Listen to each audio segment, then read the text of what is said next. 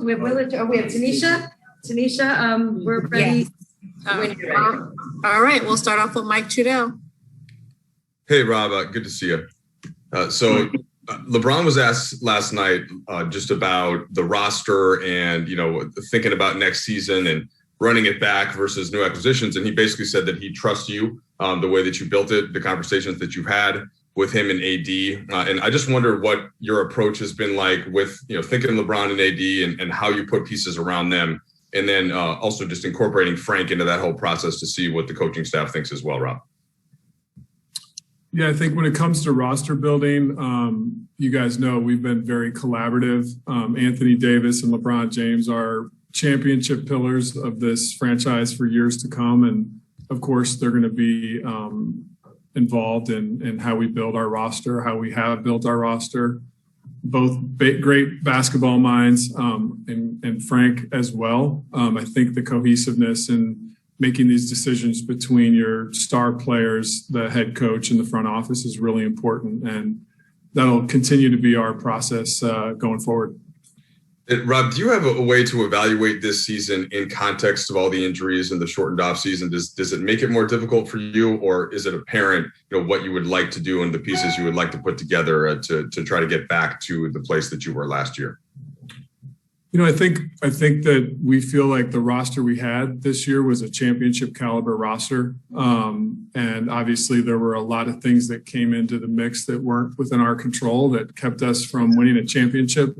That has to be the goal every year. And the only way to get there is with hard work. And so, of course, we'll learn from this season and from how the roster was constructed, and we'll apply that wisdom and experiences to what we do going forward. But the recipe is going to be hard work and diving back into the process. And really after today and the exit interviews, that work starts.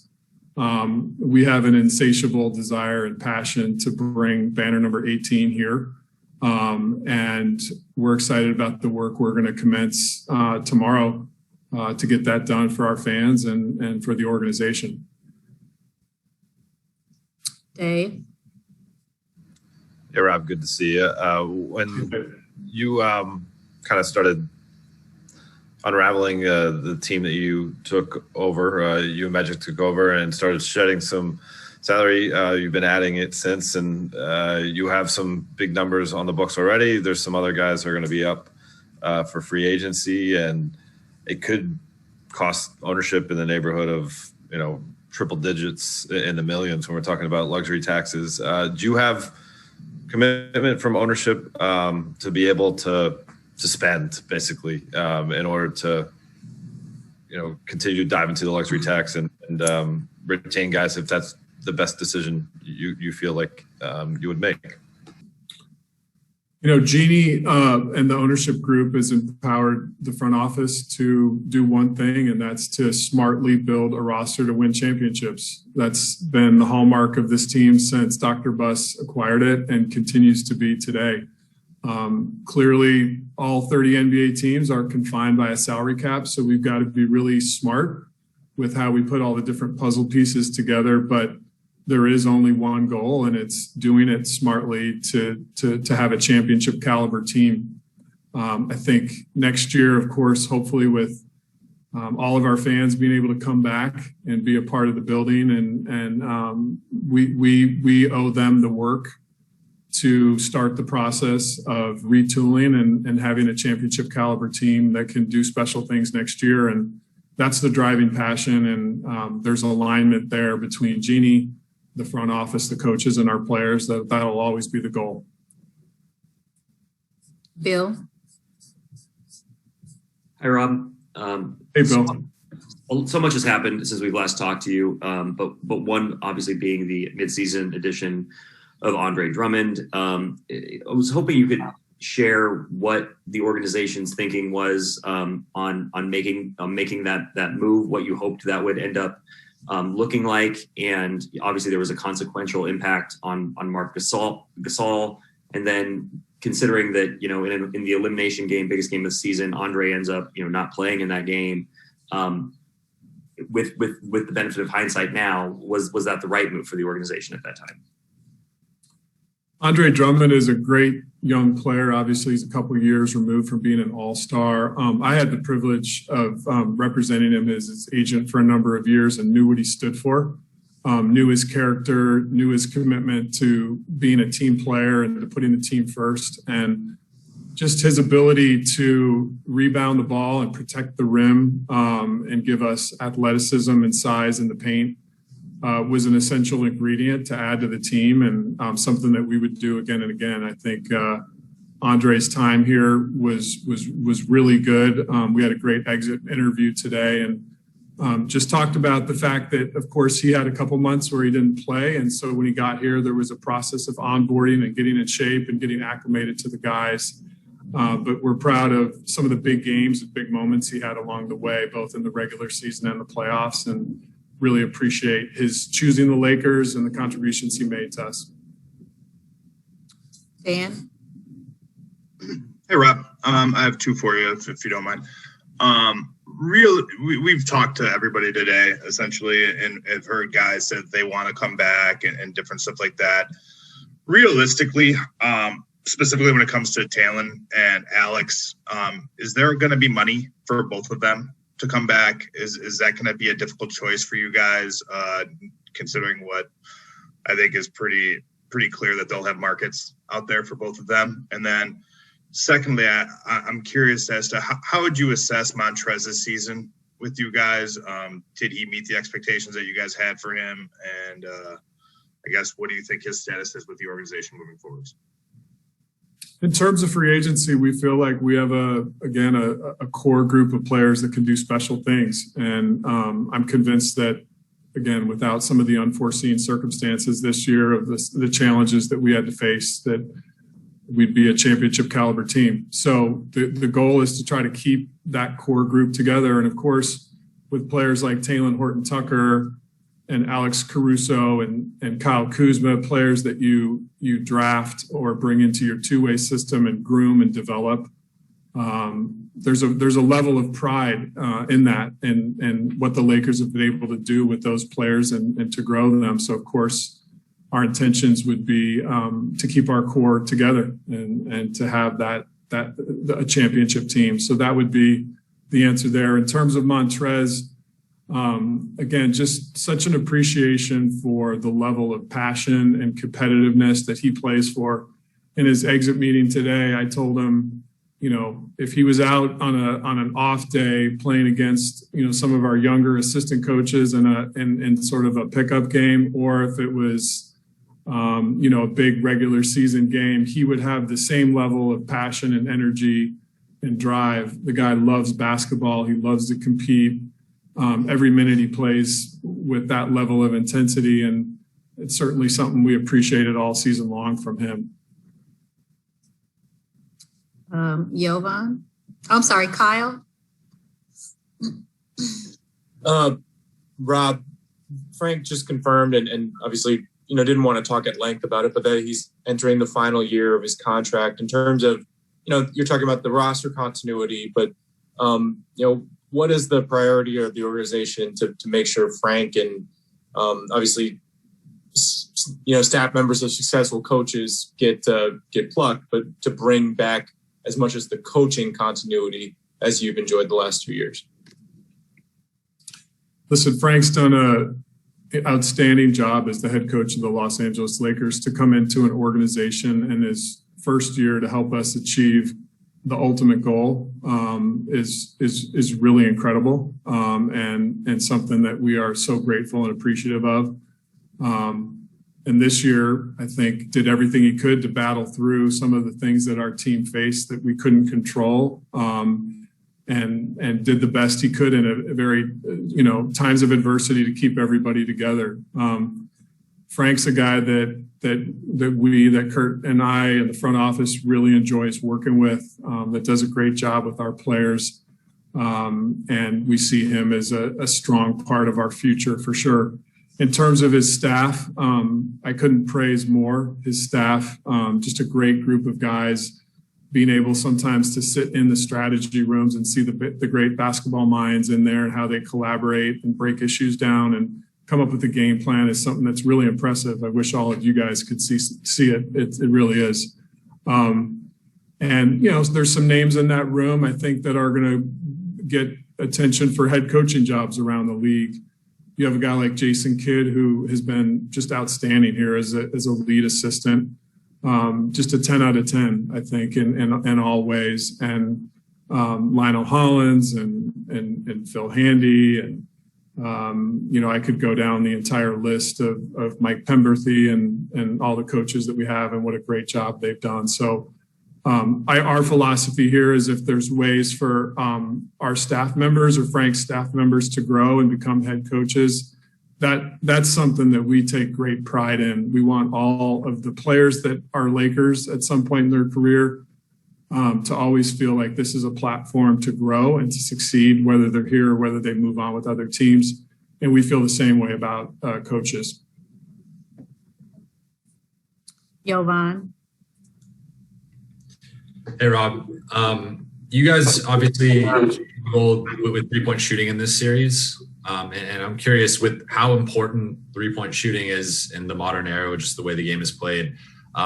Is that something you feel like you have to address this offseason, or do you feel like that was kind of fluky with just all the injuries and everything going on? Or how do you assess that? You can never have enough shooting. So it's something that's always at the top of our mind when we're building and constructing a roster. And I think it's important too. Part of successful shooting is having special players that create the shooting space. And for us, that comes primarily from LeBron and Anthony. And of course, you bring up this series, but when you take someone like Anthony out of some of the games, it changes the spacing and the shooting success. And then everyone knows that, LeBron talked about it last night. We knew when he had a high ankle sprain that it would probably not be till the off season that got 100%. But I think that the success of our shooting is driven by those guys creating the space. And because of the things we faced with injuries, some of that space was altered. But I will say one of our top priorities this summer has to be, I view the role of any organization, front office, coaching staff, is to be a role of support. And we have to pour all we can into resource-wise into helping LeBron, finalize getting through the end of his high ankle sprain. And then Anthony Davis, of course, the injuries he faced. Whatever we can bring to the table as an organization to help those guys return to 100%, that's going to be a ton of our energy over the coming weeks. And we know that those guys are both two of the top two-way players in the world and will continue to be. And we have to provide all the resources with them to keep them healthy and to help them operate at the highest level. And that'll be a big focus for us as well. Last three, Alan Sliwa. Hey, Rob, just wanted to get your thoughts. Can you describe what it's been like over you could say even the course of the last year, where you're in the bubble, then you end up winning a championship, quick turnaround to the season starting, and then this kind of back and forth all season of just when you think momentum starts growing, more injuries come, and then, of course, the way it concluded. Can you just give your thoughts on just the overall course of this season and towards the end of last year, too?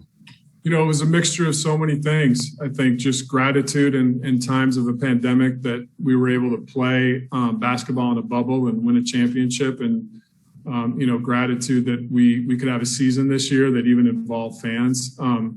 Of course, there was a level of fatigue, mental fatigue, exhaustion.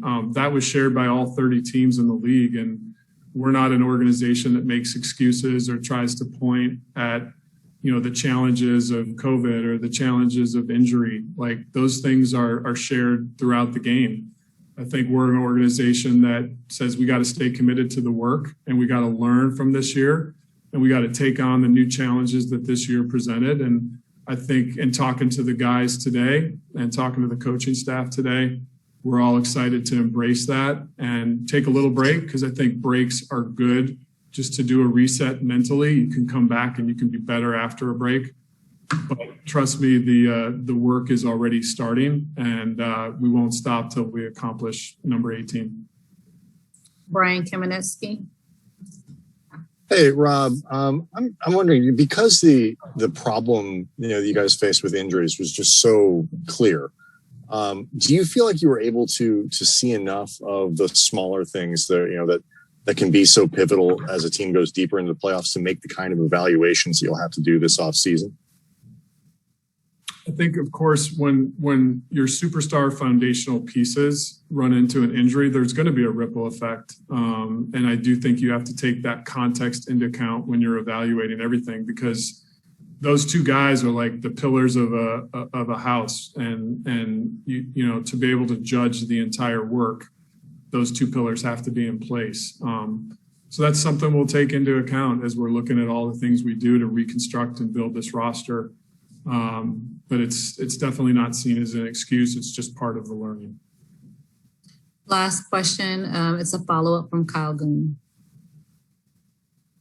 Hey, Rob, I also want to, while we're on, Dennis has said a lot. It seems pretty clear that he's going into free agency and wants to make his own decision, but he also has used language very strongly indicating that he feels like he has unfinished business with the Lakers. He talked about your, close personal relationship with him. I was wondering, what do you kind of see in Dennis from this year? And, do you kind of, when you get to free agency, is the decision with him more or less sort of the first domino in how your free agency decisions will unfold?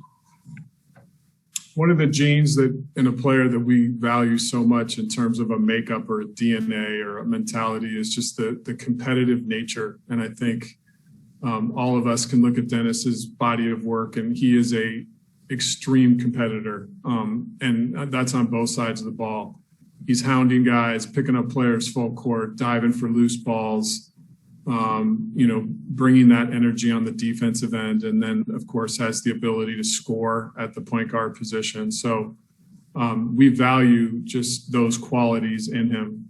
August is August, and free agency is a couple months away, and there's a lot of different things we'll have to evaluate there. But Dennis is an attractive player to us just because of what he brings to the table. And I agree that there are multiple parts and pieces of this team that there is unfinished business. And I think when you fall short of the goal that you set, it has to drive you. It has to be the fuel that drives your passion. And I think us falling short as a team, that in some sense is going to be part of our motivation and putting in the work to getting back at it and starting training camp next year with a strong roster. All right. Thanks so much, Rob. Thanks, everyone. Yeah, I'll just say this, and I don't say it gratuitously, like as life is coming back and fans are coming back in the building, it'll be good to have you guys closer and more around personally too. And we'll see how all the rules play out in the future, but it is much more fun to look in someone's eyes at times and into a camera. So we know it's been a struggle for you guys too, and look forward to more normal interactions down the road. We appreciate it, Rob. Thank you, Rob. Thank you.